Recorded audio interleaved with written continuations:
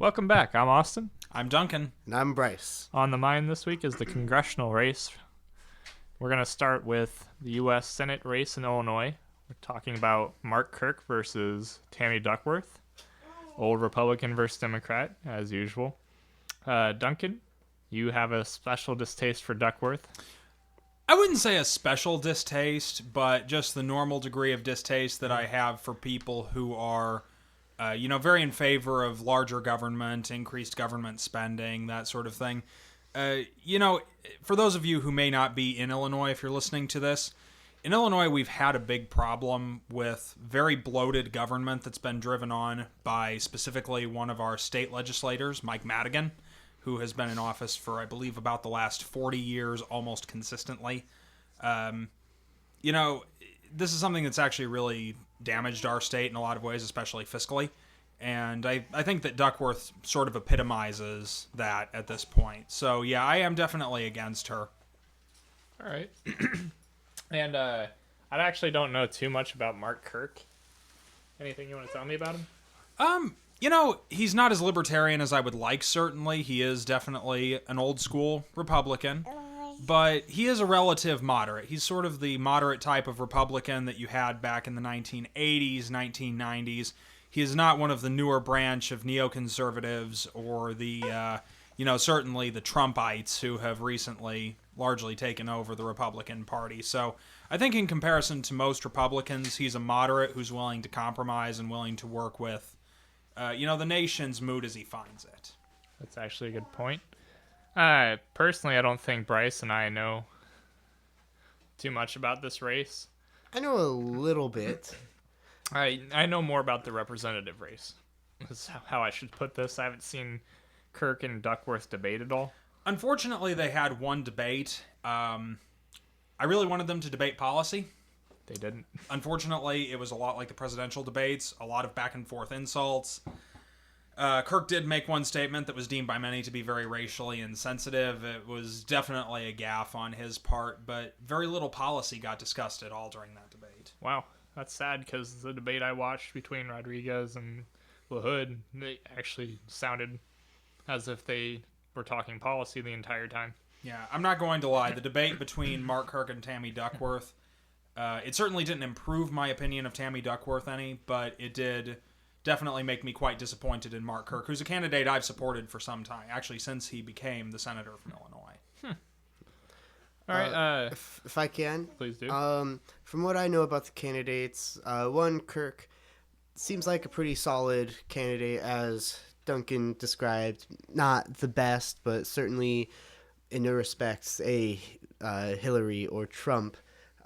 He is against saving any refugees, which kind of rubs me a bad way, and being, Illinois, a hugely Democratic state, mostly because of Chicago. Here, it might be a good mix, slightly leaning Republican. I don't know what you guys would say. 18th Congressional District specifically, we definitely do lean Republican. Oh, okay.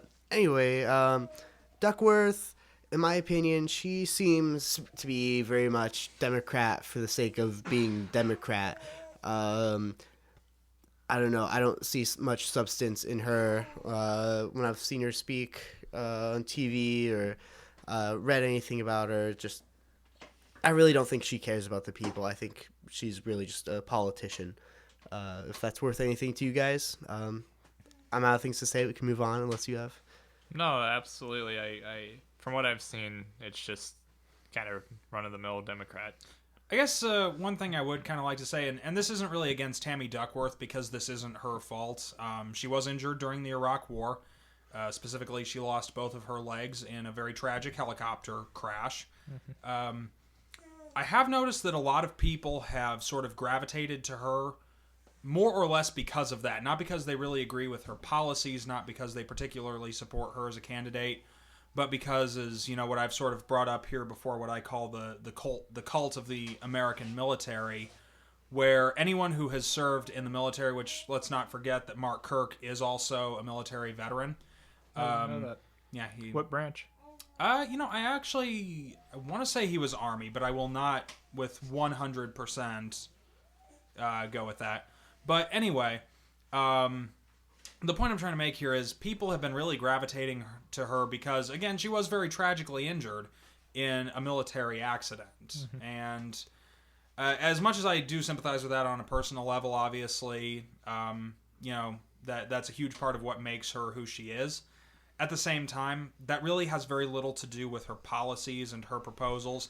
I think it's a very superficial way of picking your candidate, is saying, this person was injured serving our country, ergo, I am going to vote for their policies. And that's something I've been very disappointed in with the Illinois electorate, the portions of them that have decided to go that route especially. If I could sum that up in a sentence, it's okay to love her as a veteran, but don't make that the reason why you love her as a politician. Precisely. Mm-hmm. Yeah, that's a really good way to sum it up, actually. You want to talk about how the Senate could swing? Yeah, this is actually something that's really interesting, especially with the race tightening between Donald Trump and Hillary Clinton. Mm-hmm. Nate Silver of 538, probably about the best analyst out there right now, has said that at this point there is a path to an electoral victory for Trump. It is not an easy path, but it is most definitely there, and the race is not going to be the complete electoral blowout that everyone thought it would be. Meanwhile, the popular vote polls are tightening. So the way our legislative branch swings is hugely important at this point. And quite frankly, I think the Senate is going to go Democrat. Unfortunately, I think that Mark Kirk is probably going to lose. To anyone out there listening right now, I would really, really advise, looking at both candidates, making your decision, and go out and vote, because I think that Mark Kirk's ideas do stand on their own. Important to note, there is a Libertarian and a Green Party candidate running. Correct. However, I do believe that are they even polling? I don't believe any polls have been done that include them, but right. I would imagine that kind of quite information. low.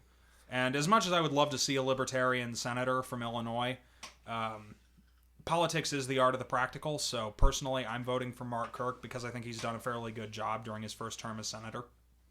Any bills in particular, that he was involved with? Not that he has sponsored, but as a general rule, he has voted, again, with the exception of the Syrian refugee issue, which, again, I disagree with him on that. Mm-hmm. But as a general rule, he has supported fairly moderate policies. He's been in support of free trade, which I, again, personally agree with him on. And he was actually one of the very first Republicans to distance himself from Trump when it became obvious that Trump was the Republican nominee. That was one thing I really liked about Mark Kirk was his statements on Trump. He denounced him pretty quickly. Yeah, and he didn't wait for Donald Trump to do, kind of what he did to Paul Ryan, where Paul Ryan tentatively endorsed him and then Donald Trump just humiliated him later. Mm-hmm. Mark Kirk was one of the earliest ones to break with his party on that. And also on the Merrick Garland hearing, he was, I believe, either the first or the second Republican senator to say he would support a confirmation hearing for Merrick Garland. Absolutely, and that's important. He wants our democracy to work. I can't say Tammy would have done any different, honestly, if she were in his shoes, but she wouldn't be since she's a Democrat. I was going to say, that's a little bit of a different issue. Right, it's still, you see all of the people behind Hillary, no matter what. Anyway, that should have been in a different episode. If I can, real quick, correct me if I'm wrong, but the Senate race, that the electorate is popular vote, right? That doesn't go by districts? It does actually go by district. District by district. Really? Okay, never mind. I read wrong then. Forgive me. Apologize. Move on. I interrupted for no reason at all. Unlike the presidential race, there is not an electoral vote that is in between. But the votes are counted on a district-by-district basis. Okay. So it's a district majority, basically. If that makes sense to you. So there isn't an electoral college for it. Okay, so you just have to win the majority of districts, or... Correct. Okay. What if there's an even amount of districts? That I couldn't. I mean, again, it's... The candidates fight it out. No. Right, we were talking about swords earlier. Duncan had a clone. Anyway, no, irrelevant. We'd have to look that up. I guess it's not very important. I'm sure it's usually I think it is basically I shouldn't say it's like on a district by... The votes are counted district by district is what I'm saying. So it's still popular? It is still to an extent popular, but we have to remember that districts swing specific ways. So for example, the 18th Congressional District is important for Republicans because we are specifically a Republican district, typically in most electoral years, we're a Republican majority. So I should say that for an election strategy, the districts are the more important than the popular vote, because the popular vote, while it's the counter overall, is going to be determined by geographic region. So, for example, Tammy Duckworth is going to campaign very heavily in the districts around Chicago because, of course, that's her primary base of support. Yeah, and it's kind of an unfair advantage. She doesn't have to drive as far as Kirk does. He's got to go all over the place. Yeah. But, they are both in wheelchairs, so... Is he really? Yeah, he had a stroke shortly after becoming the president. Jeez, I wish he was the president. He had a stroke shortly after becoming the senator, so... That's a shame.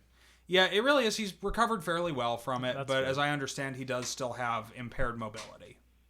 That's sad to hear. He sounds like a good guy. All right. Well, as far as policy goes, it looks like Kirk is fairly moderate, and Tammy Duckworth is she a moderate Democrat or just a run of the mill? It kind of depends on what your version of moderation is, I suppose. She is moderate in comparison to other people on some issues. So, for example, while some of the farther left candidates have supported a $15 an hour minimum wage during this election cycle, she's at about $10.10. She does like the idea of using the existing ACA framework to sort of reform Obamacare rather than moving to a single-payer system. So she is moderate on some issues in comparison to especially some of the more progressive Democrats that we've seen come up this year. On the other hand, she is still, again, very, very pro-big government in a sense, and very much in the traditional vein of Democrats. Yeah, anything to add? Just that I think we're all in agreement that Democrats in Illinois have sort of destroyed the Illinois budget and are responsible for a lot of the very irresponsible spending. I'd concur. This coming from what most would consider a very progressive liberal person, such as myself. So. Well, with that, I guess we can move on to the representative portion. I'm far more prepared for this one. I got to watch the debate between Lahood and Rodriguez. So the Republican, Darin Lahood, is being challenged by the Democratic Junius Rodriguez. He's a teacher from Eureka. Lahood, his father served in that position, didn't he? Darin's father, I can't remember. Ray Lahood. Yeah, Ray Lahood Lahood is who you're thinking of. Yes. Didn't he serve this district? I believe he did at one time, yes. Right. And a lot of people accuse him of writing on his father's last name.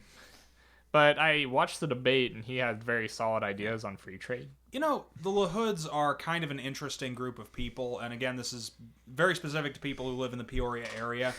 The Lahoods are definitely one of our leading families. I mean, you've got people who are in business, you've got people who are in, I believe they have a couple of lawyers in the family, I know they have some doctors in the family. They're a very prominent family around here, but they have done a lot for the community. They are very much so community leaders. So they're one of those families that has actually become big within this immediate local area by really doing a lot of good for it. So I think that it's maybe unfair to say that he was trading on his father's name when he himself has, a long list of accomplishments to himself as well. Right, that's what I was saying, is he's got solid ideas on his own. Right. He's very pro-free trade, but he understands there needs to be laws in place to protect people. He just wants to make sure that we don't go overboard with regulation.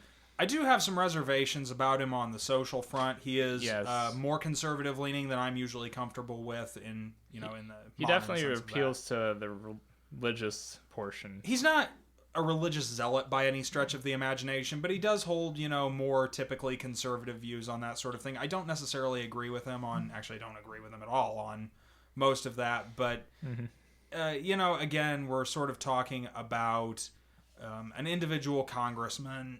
It's not like, I suppose as we've pointed out so many times about Donald Trump's accusations against Hillary Clinton. Which he brings up quite a bit in that debate, and that kind of disappointed me. It devolved into that for a little bit, but they typically stick to the issues. Right, but again, a single legislator cannot, influence the entire direction of the country. I think you're going to have reservations about almost any candidate if you look deeply enough into their record. So I do still think he's probably a good candidate. Not a great one, but a good one. Right.